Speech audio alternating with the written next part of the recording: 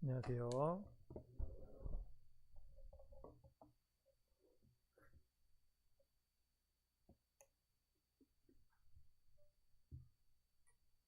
네, 오늘은 성도님과 로마서 10장 말씀을 같이 먼저 읽도록 하겠습니다.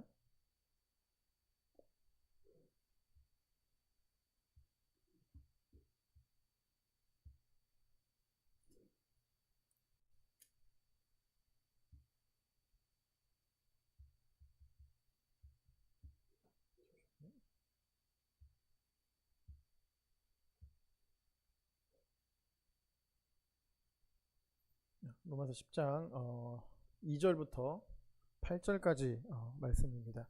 같이 교도하도록 하겠습니다. 제가 2절 읽고 성도님들이 3절 읽는 방식으로 해서 8절까지 읽도록 하겠습니다. 먼저 2절 읽도록 하겠습니다.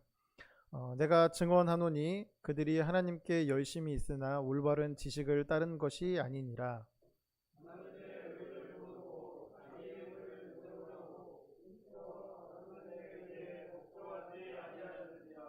그리스도는 모든 믿는 자에게 의를 이루기 위하여 율법의 마침이 되시니라.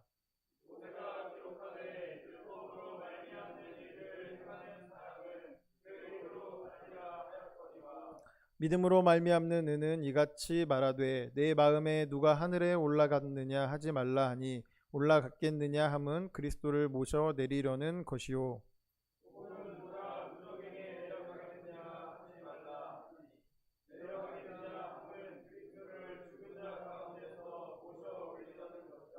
그러면 무엇을 말하느냐 말씀이 내게 가까워 내 입에 있으며 내 마음에 있다 하였으니 곧 우리가 전파하는 믿음의 말씀이라.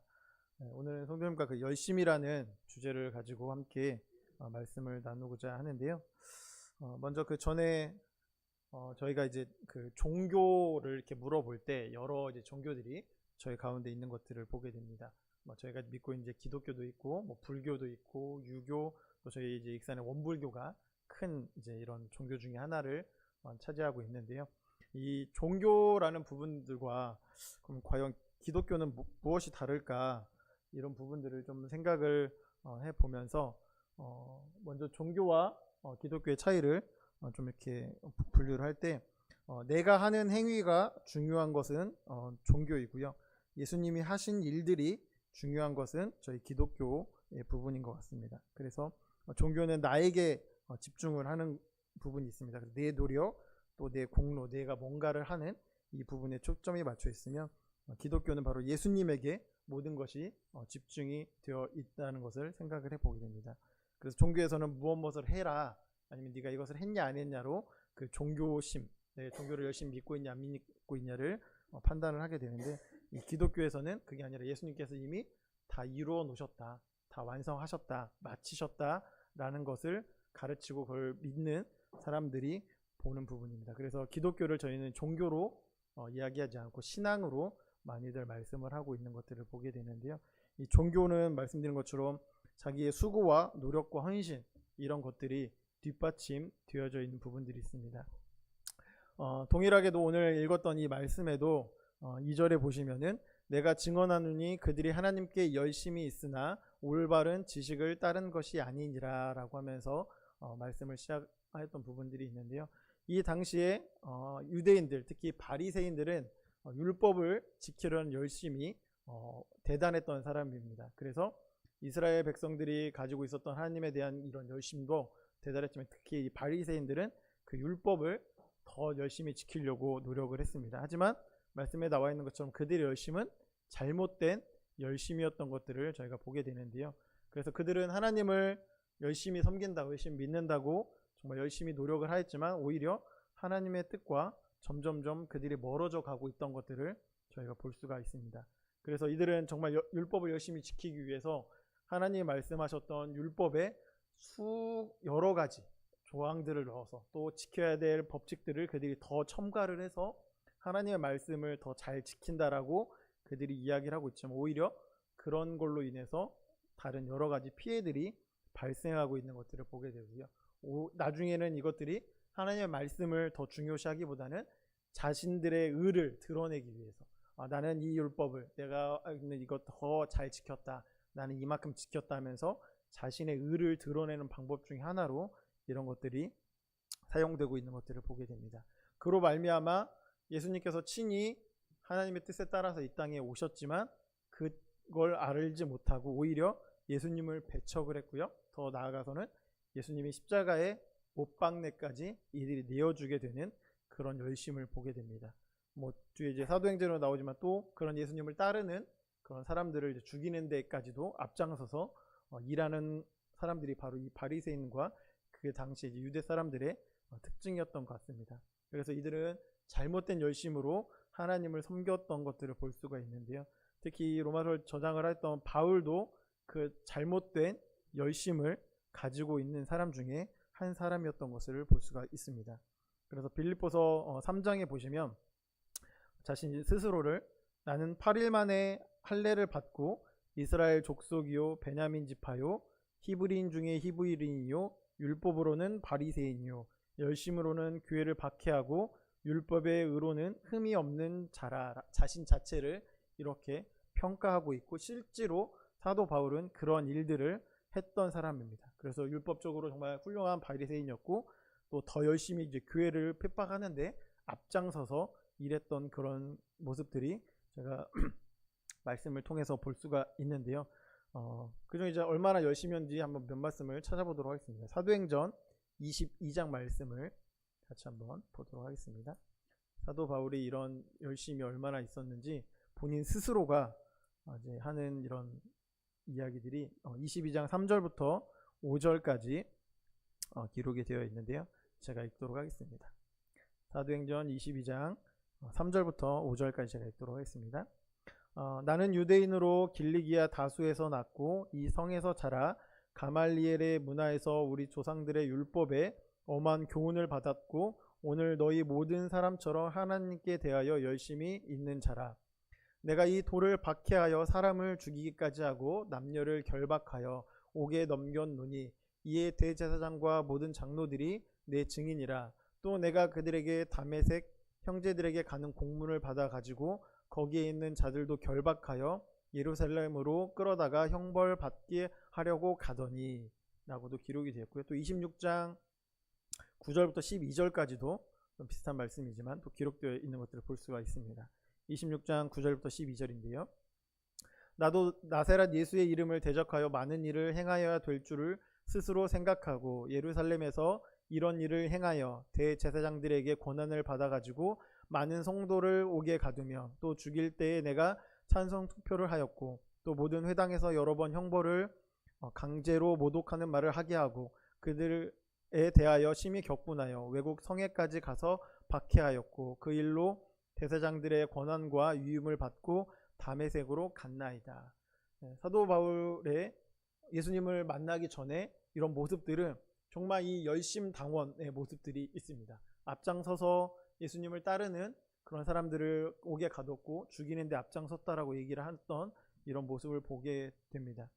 이 당시에 사도 바울의 모습은 자신의 알고 있는 자신이 믿고 있는 이 하나님에 대해서는 정말 확실하고 그 일에 내가 정말 열심히 했었던 부분들을 보게 됩니다. 그들의 관점에서는 이게 당연한 일이었고 정말 훌륭한 사람이라 칭찬받기에 마땅한 그런 일들을 하였던 것들을 보게 됩니다. 하지만 이들이 알고 있던 하나님은 구약에 있던 하나님이었고 예수님, 하나님께서 새로 보내주신 신약에 드러난 예수님에 대해서는 이들이 거부하는, 그래서 아까 저희가 본문에서 읽었던 것처럼 잘못된 지식으로 그 열심을 내고 있었던 이런 부분들을 보게 됩니다. 그래서 이 열심으로 이제 교회를 무너뜨리는데 앞장서서 했던 인물 중에 하나가 바로 이 바울이었던 것들을 볼 수가 있습니다. 그로 인해서 자신이 어떠한 삶을 살았는지를 추후에 고백할 때도 이 부분들을 빼놓지 않고 얘기를 하고 있지만 그 후에 예수님을 만난 이후에 다메섹으로 가는 그 길가에서 예수님을 만난 이후 이 바울의 모습이 변화되고 있는 것들을 볼 수가 있습니다. 우리의 열심도 이와 마찬가지 있을 수가 있습니다. 특히 저희가 알고 있는 정말 기독교, 성경을 가르치고 하는 그런 종교로 알고 있는 뭐 신천지나 뭐 여호와 증인, 뭐 하나님의 교회, 이들은 정말 열심히 정말 뭔가를 그들은 노력을 하고 뭔가를 합니다. 뭐 외부 활동도 많이 하고 뭔가도 되게 열심히 전하고 하는. 그래서 일요일 날도 보면 이 익산역 앞에 보면 그 책자랑 이런 것들을 놓고 그들이 활동을 계속 하고요. 또 얼마 전에 이제 부안을 갔다 왔었는데 그 관광지에서도 동일하게 그들은 거기까지 나와서 자신들의 이 교리를 전파하고 있는 것들을 보게 됩니다. 하지만 그들의 열심은 바로 여기에 나와 있는 이 바리새인들과 같은 그런 열심이었던 것 같습니다. 그들이 알지 못하는, 그들이 정말 잘못 알고 있는 길에 정말 열심을 쫓고 있는 이런 부분들이 있습니다. 과연 그러면 우리의 열심은 과연 어떠한지 이런 생각들을 한편으로 해보게 됩니다. 나의 열심은 정말 나는 열심히 교회를 나오고 성경도 열심히 읽고 정말 교회에 여러 가지 일들을 하고 있는데 나의 열심은 과연 하나님의 말씀을 향한, 하나님의 말씀에 따르는 그런 열심이 있는 부분인지 이런 부분들을 생각을 해보게 됩니다. 그래서 바른 열심과 잘못된 열심이 무엇을 기준으로 해야 될까 이런 부분들을 한편으로 생각을 해보게 될 때 그 열심이 나의 목적을 달성하기 위한 열심인지 아니면 하나님의 말씀을 대로 우리가 섬기기 위한 열심인지를 살펴보아야 될 것입니다. 그리고 이 열심이 사람을 살리는 목적을 갖고 있는지 아니면 사람을 정죄하고 판단하고 비판하기 위한 열심이 있는지 아니면 그 열심이 사람에 대한 사랑이 있는 열심인지 아니면 사랑이 결여된 열심인지 이 부분들을 생각을 했을 때 나의 열심이 좀 하나님의 말씀대로 제대로 된 열심인지 아닌지를 생각해 볼 수가 있고요. 가장 중요한 건 나의 가치관과 인생의 목표를 정하고 내가 열심히 살았을 때 하나님의 말씀에 이게 아니다, 하나님의 뜻은 다르다라고 얘기를 했을 때 나의 이 열심을 방향을 수정할 수 있는 준비가 되어져 있는지를 생각해 봤을 때 이게 하나님 말씀의 올바른 열심이지 않을까 이런 생각들을 해보게 되었습니다.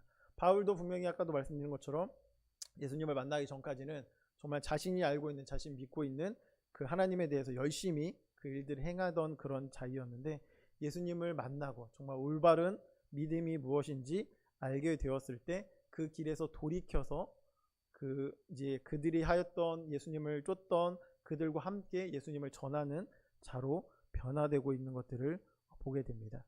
그래서 빌립보서 그 아까 6절부터 이후에 이제 7절부터 9절까지 이제 사도 바울이 무엇이라고 고백을 하냐면 그러나 무엇이든지 내게 유익하던 것을 내가 그리스도를 위하여 다 해로 여길 뿐더러 또한 모든 것을 해로 여김은 내 주 그리스도 예수를 아는 지식이 가장 고상하기 때문이라.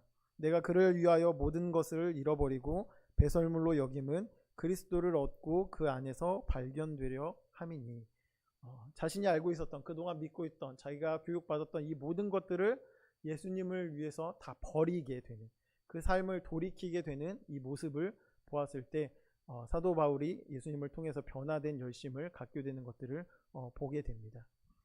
우리는 열심을 이야기를 할 때 두 가지 부분들을 생각을 해 볼 수가 있습니다. 첫 번째는 그 속도이고요.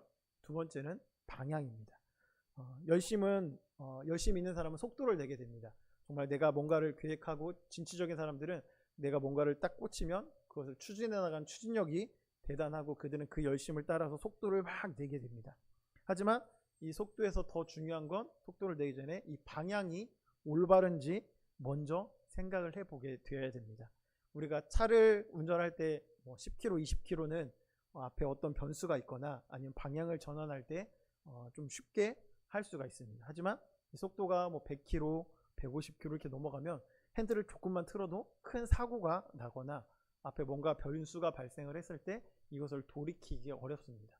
그리고 이 방향이 조금만 엇나가더라도 이 속도가 빠른 경우에는 이 가는 방향이 완전 다른 방향이 될 수 있는 것들을 보게 됩니다. 그래서 우리가 열심을 내기 전에 속도도 중요하지만 빨리 그 일들을 열심히 하는 것도 중요하지만 이 방향이 정말 정확한 방향인지를 잡고 그 속도를 내는 것이 중요할 거라고 생각이 되어집니다. 그래서 이 헬라어로 열심이란 단어는 젤로스라고 합니다. 그래서 신약의 여러 부분에서 사용을 되어졌는데 긍정적인 의미로 이 헬로스가 사용되었을 때는 사람이나 사물에 대한 강렬하고 집착적인 열의와 욕망, 열정 혹은 열심으로 번영이 되어져 있다고 합니다. 그래서 로마서 10장 2절과 고린도후서 7장 11절, 9장 2절, 빌립보서 3장 6절로 이렇게 좀 긍정적인 단어로 이 젤로스를 사용을 했는데요.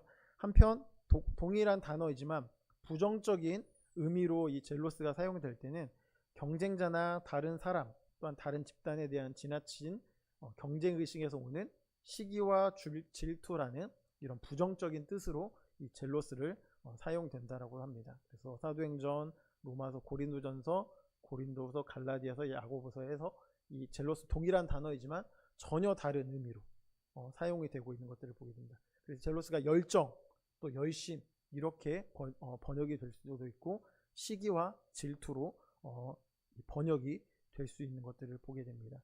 그래서 내가 내는 열심이 정말 스스로 생각해 봤을 때 내가 열심을 내고 있는 건지 아니면 시기와 질투 가운데 있는 건지, 그래서 내가 무엇을 위해서 열심을 내고 있는 건지, 내가 열심을 내는 목표가 무엇인지, 그리고 또한 내가 어느 방향으로 가고 있는지를 생각을 하면서 이 열심을 내야 되지 않을까, 이런 생각들을 해보게 됩니다.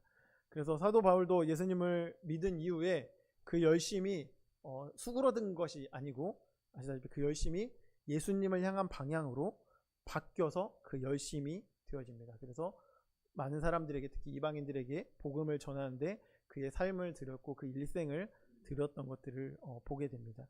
그래서 아까도 제가 읽었던 빌립보서 3장 5절부터 9절까지 나는 이러한 사람이었지만 이제 예수님을 만난 이후에 나의 삶은 이렇게 변화되었습니다라고 고백하고 있는 그 빌립보서 3장을 말씀을 보았을 때 예수님을 만나기 전에 사도 바울은 자신의 가문과 내가 배웠던 것들, 내가 어디 학파 출신이며 또한 내가 어떠한 일을 했던 이런 자랑을 하는 이런 사람에서 이제 예수님 이후에 예수님을 드러내고 예수님의 뜻을 따라서 살아가게 되고 하나님을 믿는 사람들을 섬기고 따르는 그런 모습으로 변화된 것들을 고백하는 그런 사람으로 변화된 모습들을 볼 수가 있습니다.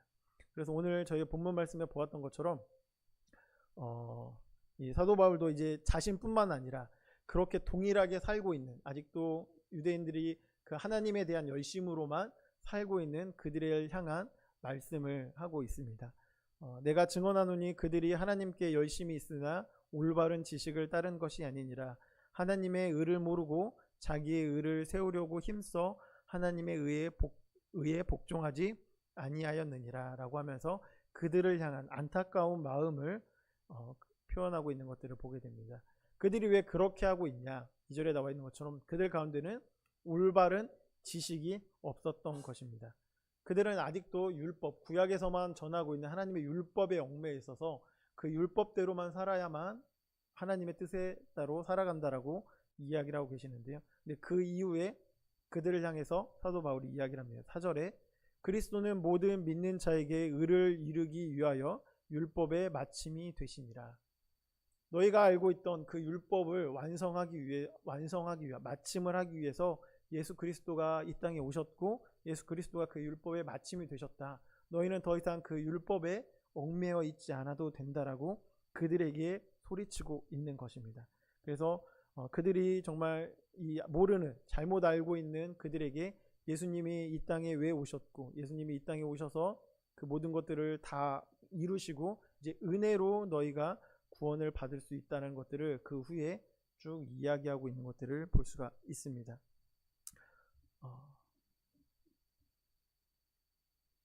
그래서 이제 그 6절부터 이제 쭉 8절까지 말씀을 보시면 믿음으로 말미암는 은은 이같이 말하되 내 마음에 누가 하늘에 올라갔겠느냐 하지 말라 하니 올라갔겠느냐 함은 그리스도를 모셔 내리려는 것이요 혹은 누가 무저갱에 내려가겠느냐 하지 말라 하니 내려가겠느냐 함은 그리스도를 죽은 자 가운데서 모셔 올리려는 것이라. 그러면 무엇을 말하느냐? 말씀이 내게 가까워 내 입에 있으며 내 마음에 있다 하였으니 곧 우리가 전파하는 믿음의 말씀이라.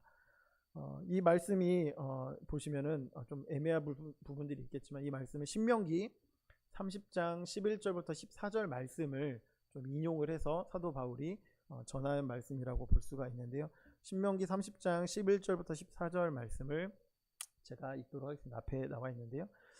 내가 오늘 내게 명령한 이 명령은 내게 어려운 것도 아니요 먼 것도 아니라 하늘에 있는 것이 아니니 내가 이르기를 누가 우리를 위하여 하늘에 올라가 그의 명령을 우리에게로 가지고 와서 우리에게 들려 행하게 하려 할 것이 아니요 이것이 바다 밖에 있는 것이 아니니 내가 이르기를 누가 우리를 위하여 바다를 건너게 매우 가까워서 내 입에 있으며 내 마음에 있은즉 내가 이를 행할 수 있느니라.